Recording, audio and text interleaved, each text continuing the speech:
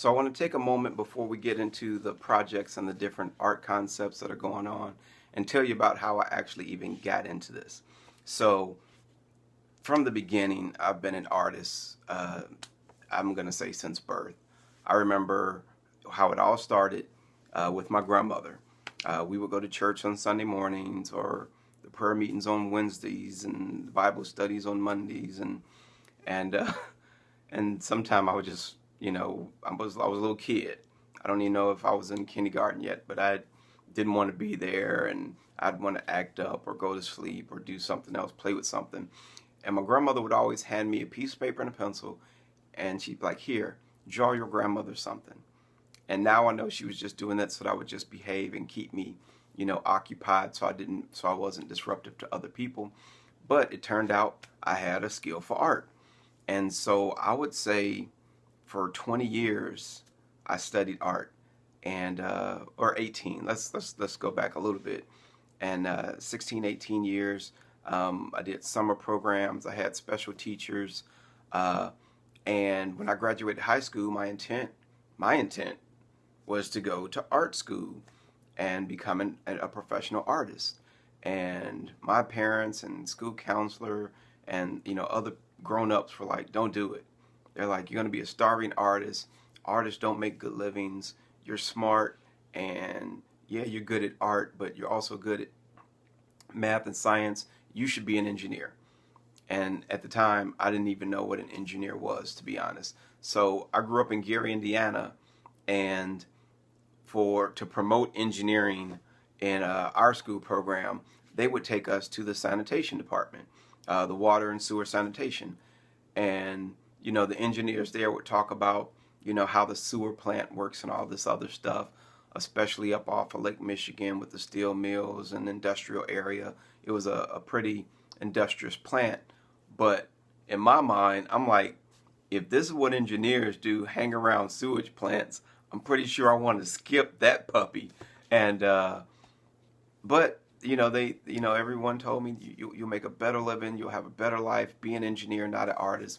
And so that's what I eventually wound up doing. I went to MSOE, the Milwaukee School of Engineering, and I became a mechanical engineer. Now, I will say that it was a good decision. I have had a great life. I've been an engineer for almost 30 years, maybe more. I don't know, but let's say around 30 years, and maybe 25, between 25 and 30 years, I think. And it's provided a good life for me and my family. But and for many years, I continued to do art on my own just for fun. I do picture for families or whatever. And then during the middle of my career as an engineer and in the military, I pretty much put it to the side and I stopped doing it for a long time, maybe 10, 20 years, just stopped drawing, maybe a sketch here and there for fun, but nothing serious. And then a few years ago, I think it's say about 3 years ago from now, this is 2018, around 2015, I got back into art. I missed it, and I found myself, my kids were a lot older and they were off doing their thing. They didn't want to hang out with daddy anymore. And I found myself kind of alone with my thoughts. And so I started buying sketchbooks and I started sketching again.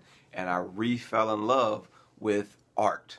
And when I was younger, I did paintings, I did sculptures, I did drawings. I worked in all mediums: watercolor, oils, acrylics, colored pencils, charcoal, pastels, everything. But when I got back into it this time, I tried a little bit of everything, and then there were just some things I gravitated toward, more toward the pen and ink and pencils, colored pencils, a little bit of pastels, and then I started working some digital art.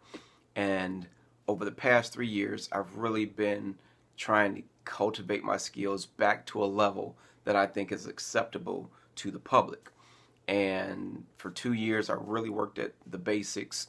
And then last year, I started selling some work that I did. And this year, again, I've really increased and started selling some work. And now that I'm about to retire from being an engineer in the next couple of years, I want to steer my focus toward building a community and a following of art, so that when I retire, I can go straight into being a full-time freelance artist and delivering the type of artwork that people want. People want to see.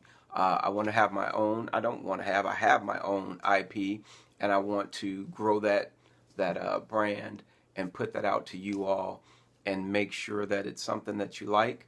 And because I have a few years to get there, this gives me time to tweak it and mold it and cultivate it into something that you really want and like. So I think I've said it before. I've got a web comic called Pretty Lady. I have my graphic novel, Foreign and Domestic. I have my movie that I'm working on, and I'm also working on different side projects. Like, I love dragons and I love pirates. I grew up playing Dungeons and Dragons, and I stopped that when I got a little bit older. But I love doing dragons. I love doing pirates.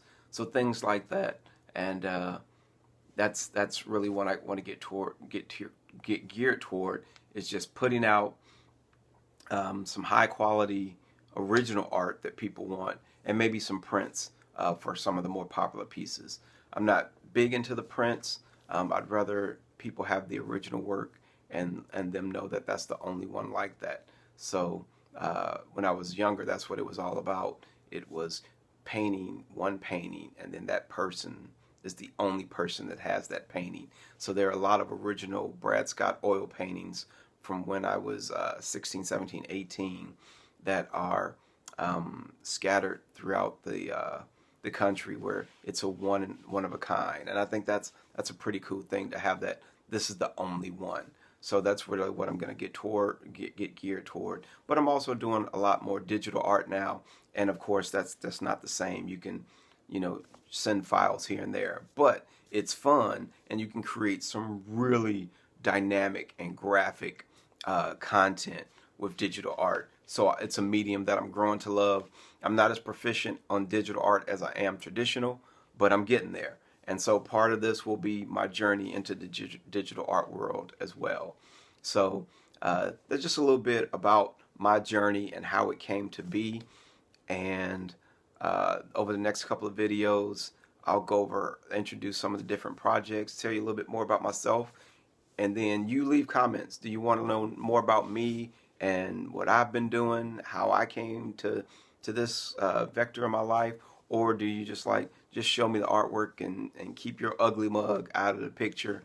But, I have to say, sometimes, not all the time, but sometimes in the right light, I'm a pretty good looking dude. So you should want to see a little bit of me as well.